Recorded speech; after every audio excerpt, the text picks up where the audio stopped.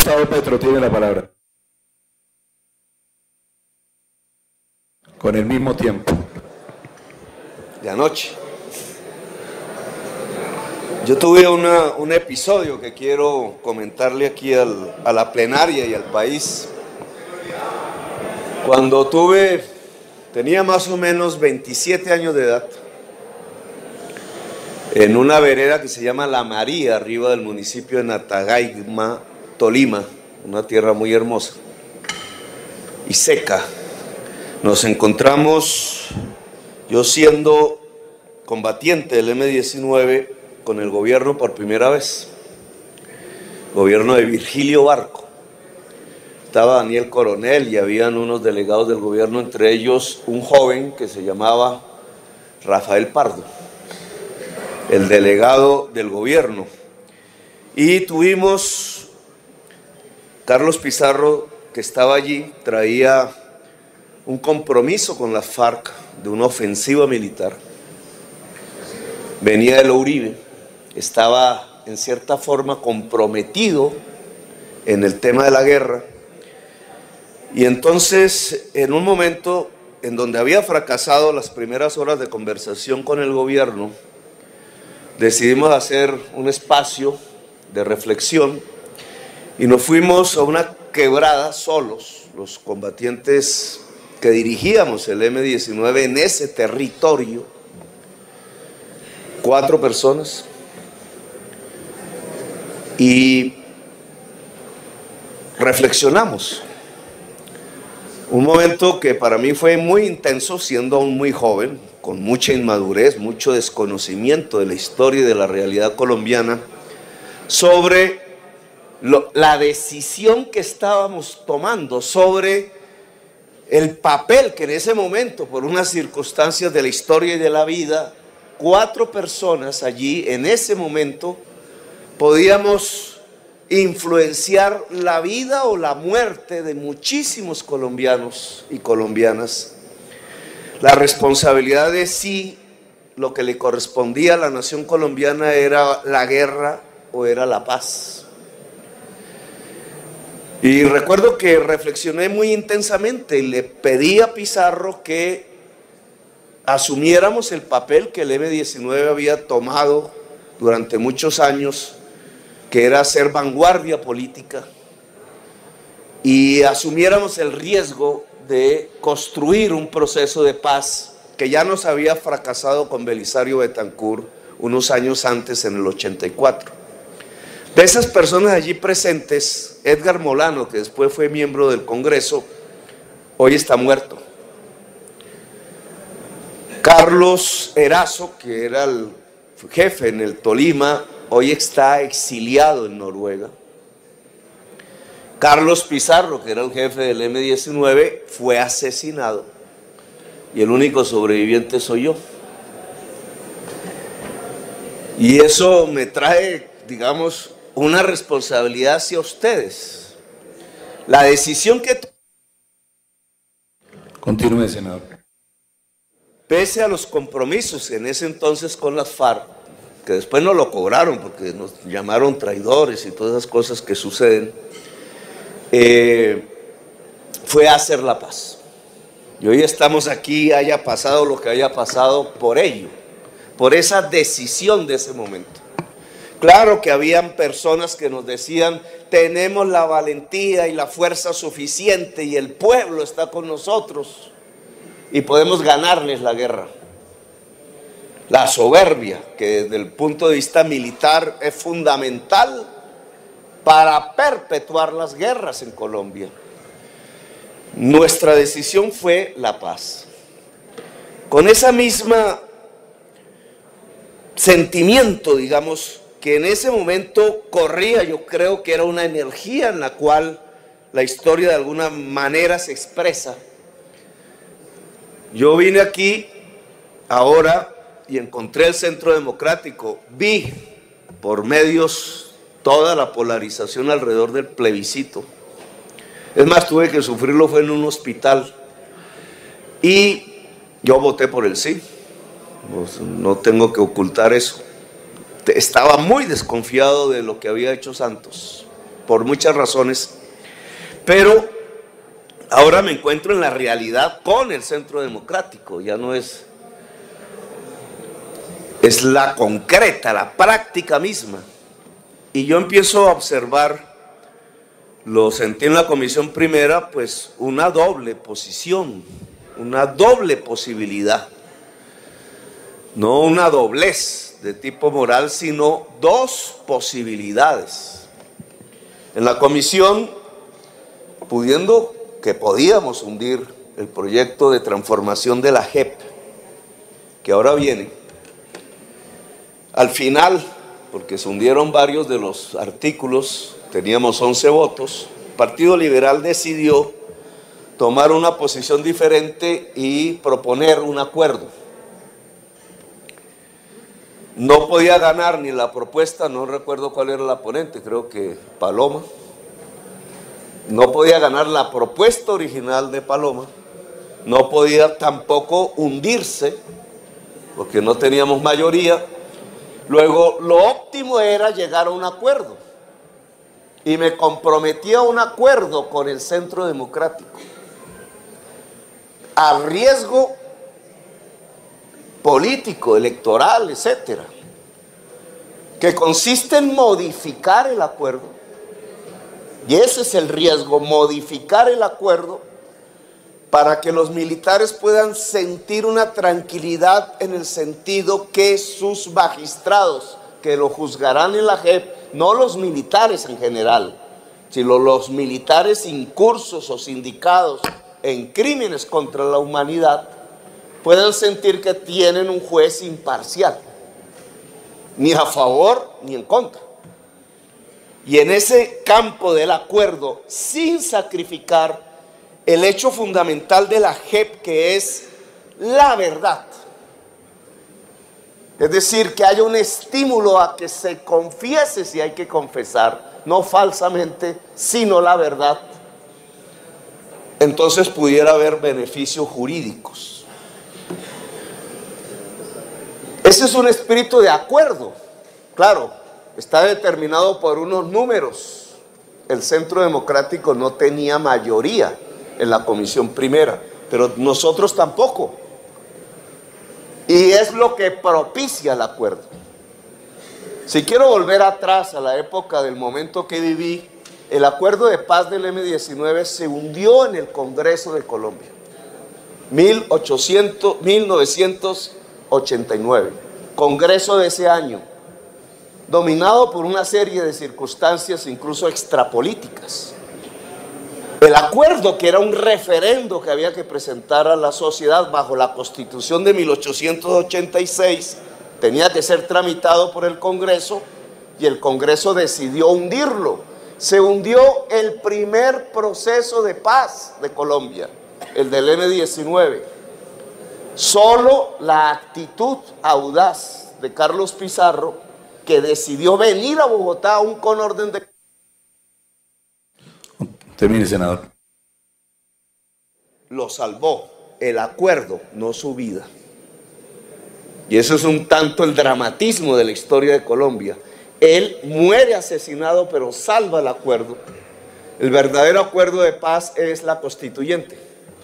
Y es la Constitución del 91, nuestro acuerdo de paz. Por voluntad popular resultó que el M-19, con otras fuerzas, fundó las instituciones actuales de Colombia, incluido el ejército y la policía actual. ¿Cuál fue el papel del Congreso en ese momento? ¿Cuál fue el papel nuestro y el del gobierno en ese momento? El nuestro y el de gobierno fue la paz. El del Congreso de la época, supongo que tuvo votos a favor, en contra. Al final fue una mayoría que fue contra la paz, fue contra la historia, y el Congreso fue barrido. Ese Congreso. Al final lo que tenemos es otra institucionalidad y nosotros somos hijos, este Congreso también y estas fuerzas políticas también, de la Constitución del 91. Eso que yo sentí en la comisión primera alrededor del acuerdo de la JEP, que viene ahora a discusión, ya lo sentí deshaciéndose anoche. que quería hablar, no pude. Hice una propuesta buscando un acuerdo. Si el tema es que hay una desterritorialización de víctimas por el desplazamiento, que es cierto, hay víctimas en Bogotá, ¿cómo no lo voy a saber yo? 500.000. Pues creemos la circunscripción nacional de víctimas, tal como propone el Centro Democrático en Senado, 8. Pero mantengamos las 16 que son del acuerdo de paz en Cámara, territorializadas, tal cual lo acordaron. ¿Por qué? Porque el mal ejemplo que ayer se mencionó no se construye sobre la base de la impunidad pura y simple de todos los hechos de violencia de 2 siglos en Colombia. El mal ejemplo es porque no ha habido verdad. La verdad está, la ausencia de verdad está en el sustento de la impunidad. Es más, la impunidad existe para encubrir la verdad. No es un pacto de impunidades, es un pacto de verdades lo que se necesita. Por eso la importancia de la JEP como uno de los ejes del proceso de paz. Pero hay otro elemento que a mí me parece fundamental, del cual ayer se habló, es que el mal ejemplo es el del Estado. Es el más poderoso mal o buen ejemplo que una sociedad puede tener, el de sus gobernantes.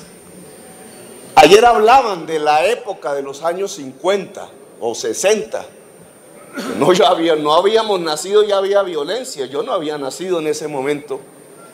Y se olvidaba en el relato histórico que muchos campesinos que se niega su existencia se mantuvieron en armas porque los que dejaron las armas fueron asesinados.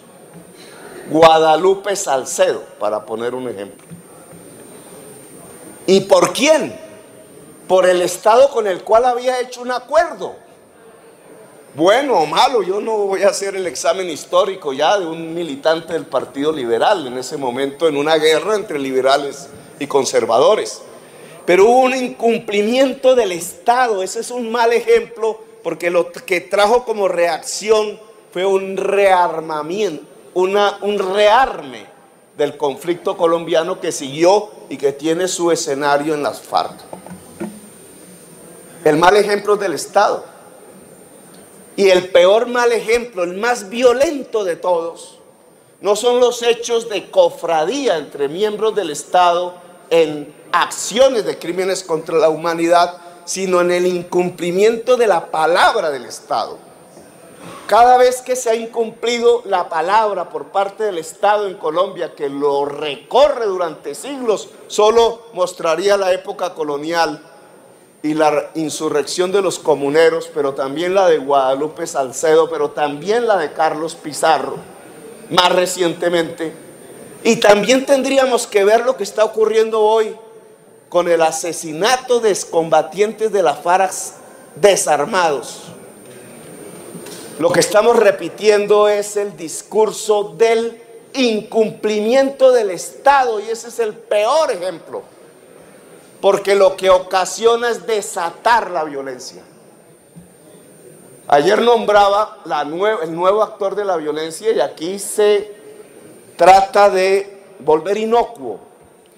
Claro que ha habido alianzas entre los carteles mexicanos y colombianos desde hace tiempo, pero es que una cosa eran los carteles colombianos dominando los carteles mexicanos.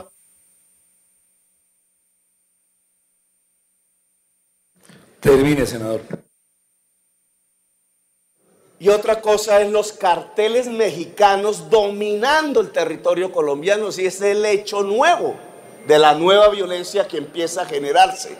¿En dónde está ocurriendo eso? Y aquí lo señalan, en las 13 circunscripciones de paz.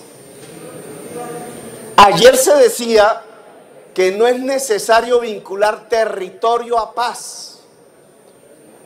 Por favor, toda la teoría moderna del Estado y de la gobernabilidad democrática, solo léanse las clases de Foucault, habla de territorio, población y gobierno. No hay gobierno y población sin territorio. Los conflictos de la época moderna son la de los pueblos sin territorio, sin nación. Territorio y gobierno son imprescindibles. Queremos un resumen de los 2 siglos de violencia en Colombia y sus lugares de ocurrencia.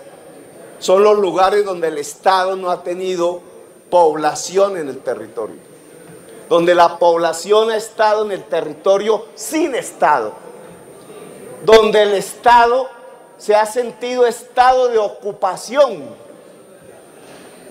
y no el flujo democrático de una población en el territorio construyendo su desarrollo, su economía, sus instituciones estatales. Diferencia que tenemos con la ley 418 nueva. ¿Qué sucede entonces?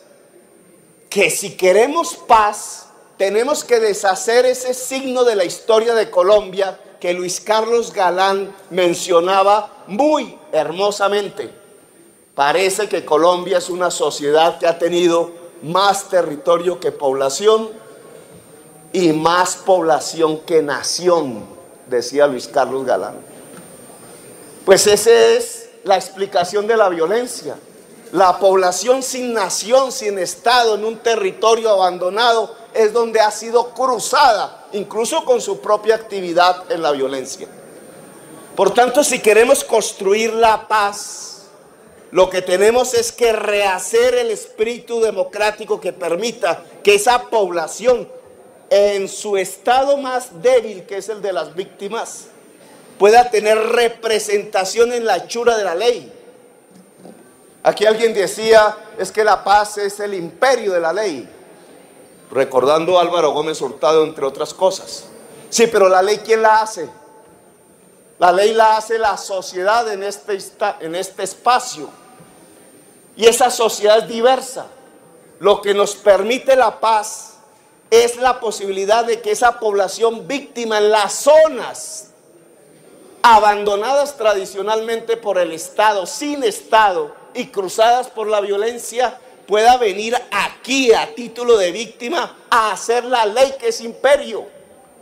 Claro que la paz es el imperio de la ley, pero la ley la hacen también las víctimas en las zonas tradicionalmente dejadas por el Estado. Es decir, es el intento de que la nación sea igual a la población y la población sea igual al territorio. Lo contrario de lo que Galán había descubierto como el mayor mal de la sociedad colombiana. Termino, presidente. Es posible que el espíritu de acuerdo que teníamos alrededor de la JEP se haya deshecho. Es posible, con el discurso de la ministra, más que de los militantes de ayer en el Congreso, en el Senado, la ministra lo que nos está notificando no es que se quiere modificar, que yo diría, pues discutamos modificaciones, sino que se están en ámbito de hacer trizas el proceso de paz con las FARC. No son modificaciones como las que acordamos, porque la legitimidad de una modificación de algo como el acuerdo de paz solo podría surtir de un gran consenso político aquí en el Senado, independientemente de quién tenga mayorías o minorías. Pero si lo que estamos a portas es de la decisión de un gobierno, yo todavía no puedo creer que Duque haya aceptado ese camino. Ayer estaba pidiendo plata a nombre de la paz para Colombia en Francia. Pero si ese es el camino al que han llevado a Duque, en mi opinión lo están llevando a una destrucción de su propio gobierno. Y me explico. Ayer decían, y lo decían con soberbia, es que si la Corte Penal Internacional quiere entrar a Colombia a través de un vicefiscal que es parcializado, entonces ya hay una corriente que empieza a decir que rompamos con la Corte Penal Internacional. Y lo decían con desparpajo, como diciendo, aquí no nos van a fregar. Oigan, así Colombia denuncie el Tratado de Roma y se salga de él, la Corte Penal Internacional actúa sobre Colombia. Si le pasó a Milosevic en Serbia, doctor Lara, con un tribunal que no es la CPI, sino el Tribunal Europeo de Justicia. No lo sacaron de Serbia, no lo cogieron preso, no destruyeron Serbia, a pesar de que todo el ejército serbio y que toda la sociedad de Serbia no querían que cogieran a su líder político Milosevic. ¿Dónde está Milosevic hoy? ¿No trataron a Serbia como un estado paria? ¿No destruyeron el gobierno de Milosevic? ¿Esa experiencia internacional es la que quieren para Colombia? ¿Llevar al gobierno de Duque a ese tipo de condicionamiento? Me pregunto yo. ¿No es hacerle un daño? Con decir, claro, la prensa puede recogerlo, hay prensa suficiente para recoger esa frase. No es que nos salimos de la Corte Penal Internacional.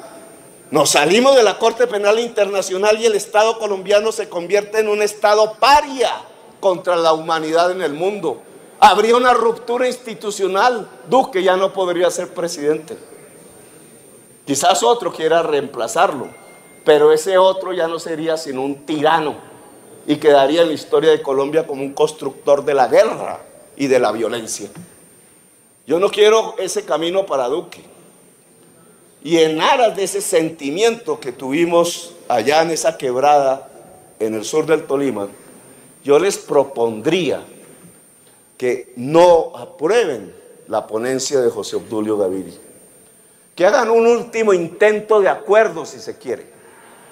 La propuesta nuestra no es mala, son 16 curules en Cámara territoriales, acepten esa posibilidad de que esos territorios de la violencia perpetua puedan sentarse aquí a través de sus víctimas y hacer las leyes de Colombia. Esa es la paz. Y aceptamos también que esas 8 curules de circunscripción nacional, que yo creo en la legitimidad de los argumentos para defenderlas que ustedes han expresado, también se puedan sentar aquí en el Senado de la República. Pero si la decisión es destruir el proceso de paz que con tanto esfuerzo la sociedad colombiana pudo sostener en estos 5 años, la ilusión de que nuestra generación de jóvenes y niños de hoy pueda ser la primera generación de la historia de Colombia que no conozca la palabra guerra y violencia, que es una responsabilidad de nosotros como padres de familia incluso, o madres de familia. Que este Congreso no repita la historia del Congreso de 1989 y pase a la historia como el Congreso que destruyó un acuerdo de paz, sino que pase a la historia como un Congreso resistente que le ayudó a un gobierno, que no es mayoría aquí, lo sabemos, a que pudiera conducir al país a un buen puerto. La paz de Colombia, que Duque no tenga, y la verdad, a través de este micrófono, señor presidente del Congreso, tendría que enviarle ese mensaje a Duque. Duque no se deje acorralar en una soberbia y en una histeria guerrerista que no nos va a llevar a ninguna parte. Duque, reaccione. Puede pasar como un buen gobernante de Colombia si es capaz de sacar a Colombia de la guerra. Y lo puede hacer, estamos a pocos metros de lograrlo, en vez de hundirnos en un nuevo marasmo de violencia. Duque así no haga nada más en otros frentes.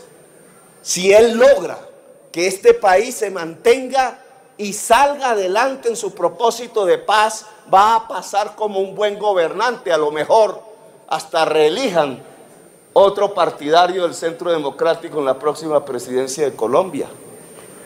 Pero si llevan a Duque a la sinrazón, a arrinconarlo, a que la Corte Penal venga, a que tengan que denunciar el Tratado de Roma, a que nos traten como un Estado paria, a que la violencia empiece a negarnos en esos territorios, a los cuales les queremos negar representación, ¿qué es lo que va a pasar en la historia de Colombia, en la generación de niños que están naciendo frente a las actitudes que nosotros tomamos en el Congreso de Colombia, en los diferentes partidos y los gobernantes de Colombia que el pueblo quiso elegir como su gobierno?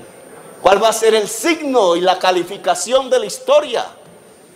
Yo los invito a ustedes a no caer en la soberbia. Mayoría son espurias, ya los mostramos en la campaña electoral. Hoy son, mañana no son.